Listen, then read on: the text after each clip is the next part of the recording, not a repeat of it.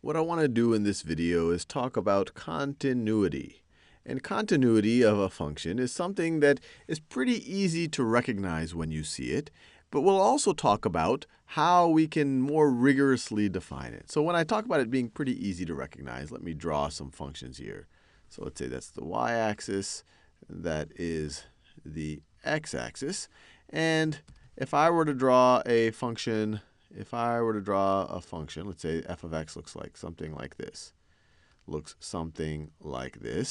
And I would say over the interval that I've drawn it, so it looks like from x is equal to 0 to maybe that point right over there, is this function continuous? Well, you'd say, no, it isn't. Look, over here we see the function just jumps all of a sudden from this point to this point right over here. This is not continuous. And you might even say we have a discontinuity at this value of x right over here. We would call this a discontinuity. And actually, this type of discontinuity is called a jump discontinuity. Continuity. So you'd say this is not continuous. It's obvious. These two things do not connect. They don't touch each other.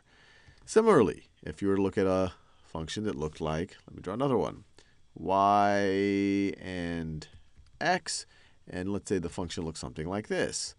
Maybe right over here, it looks like this, and that the function is defined to be this point right over there. Is the function continuous over the interval that I've depicted right over here? And you would immediately say, no, it isn't, because right over at this point, the function goes up to this point just like this. And this kind of discontinuity, this is the discontinuity, is called a removable discontinuity. Removable. One could make a reasonable argument that this also looks like a jump, but this is typically categorized as a removable discontinuity because if you just redefine the function, so it wasn't up here, but it was right over here, then the function is continuous. So you can kind of remove the discontinuity. And then finally, if I were to draw another function, so let me draw another one right over here, x, y, and ask you, is this one continuous over the interval that I've depicted? And you'd say, well, look, yeah, it looks all connected all the way. There aren't any jumps over here, no removable discontinuities over here. This one looks continuous. And you would be right. So that's the general sense of continuity, and you can kind of spot it when you see it. But let's think about a more rigorous definition of one. And since we already have a rigorous definition of limits, the epsilon delta definition gives us a rigorous definition for limits. It's a definition for limits, so we can prove when a limit exists and what the value of that limit is. Let's use that to create a rigorous definition of continuity. So let's think about a function over some type of an interval. So let's say that we have, so let me draw another function. Let me draw some type of a function. And then we'll see whether our more rigorous definition of continuity passes muster when we look at all of these things up here. So let me draw an interval right over here. So it's between that x value and that x value. This is the x-axis. This is the y-axis. And let me draw my function over that interval. Over that interval, it looks something like this. So we say that a function is continuous at an interior point.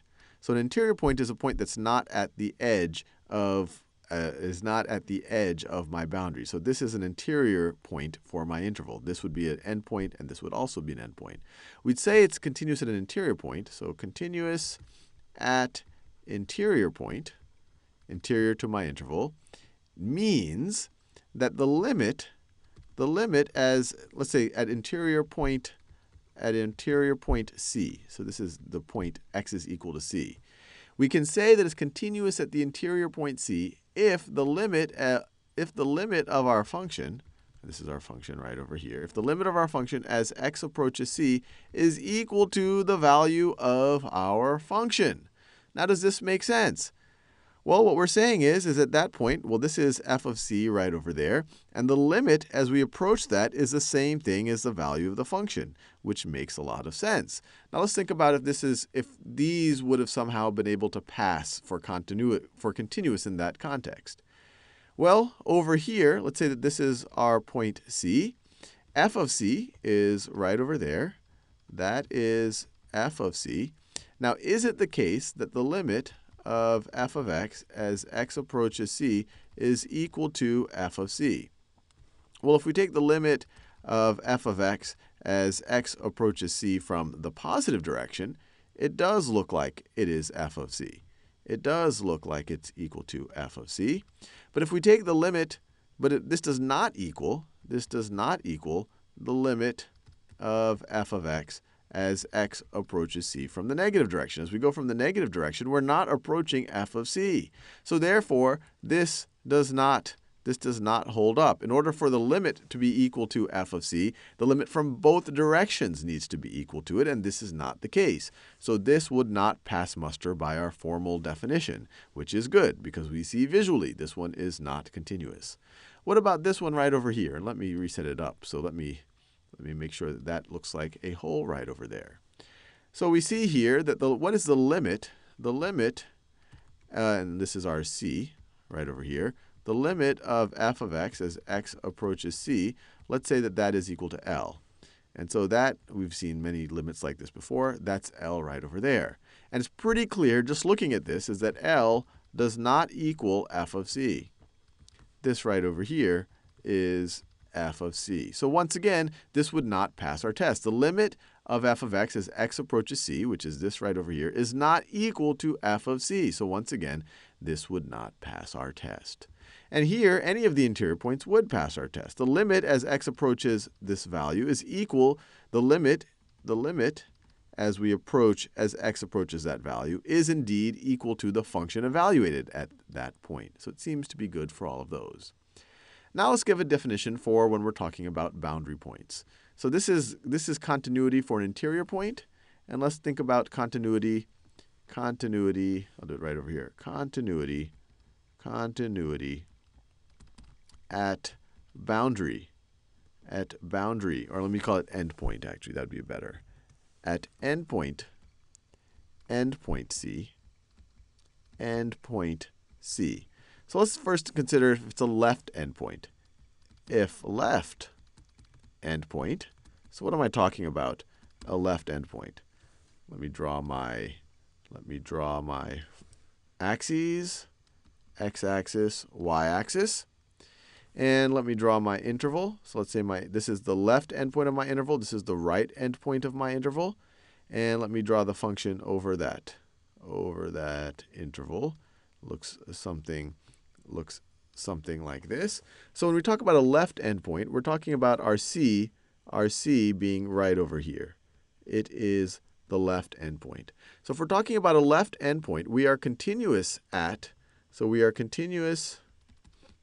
C means, or to say that we're continuous at this left endpoint C, that means that the limit of f of x as x approaches c, well, we can't even approach c from the left-hand side. We have to approach from the right. Is equal to f of c. And so this is really kind of we can only approach something from one direction, so we can't just say the limit in general, but we can say the limit from one side. So it's really very similar to what we just said for an interior point. And we see over here, it is indeed the case, as x approaches c, our function is approaching this point right over here, which is the exact same thing as f of c. So we are continuous at that point. What's an example where an endpoint where we would not be continuous at an endpoint? Well, I can imagine a graph. That looks something like this. So here's our interval.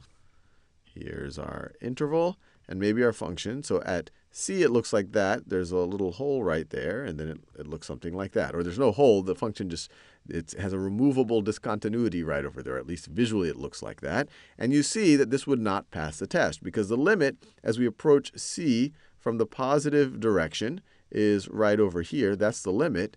But f of c is up here. So f of c does not equal the limit as x approaches c from the positive direction. So this would not be not continuous. And you can imagine, what do we do if we're dealing with a right endpoint?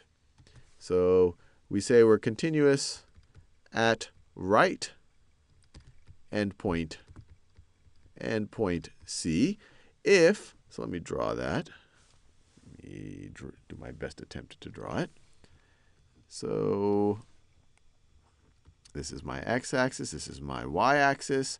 Let me draw my interval so that I care about. Say it looks something like this. A right endpoint means c is right over there.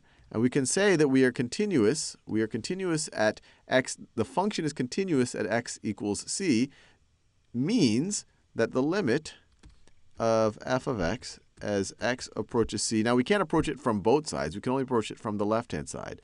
As x approaches c from the negative direction is equal to f of c. If we can say that, if this is true, then this implies that we are continuous at that right endpoint c, and vice versa. And a situation where we're not, well, you could imagine instead of this being defined right at that point, you could say the function jumps up, just like we did right over there. So once again, continuity, not a really hard to fathom idea. Whenever you see the function just all of a sudden jumping, or there's kind of a gap in it, it's a pretty good sense that the function is not connected there. It's not continuous. But what we did in this video is we used limits to define a more rigorous definition of continuity.